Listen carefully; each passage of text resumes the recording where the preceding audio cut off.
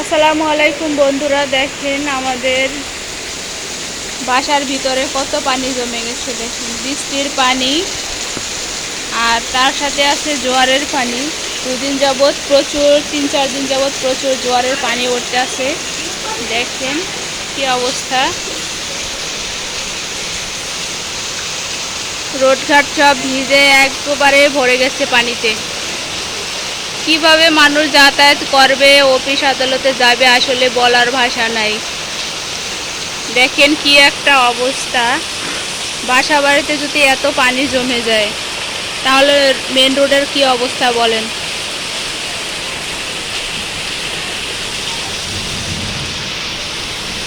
প্রচুর পানি, প্রচুর পানি, এখানে হাঁটুর উপরে পানি আছে।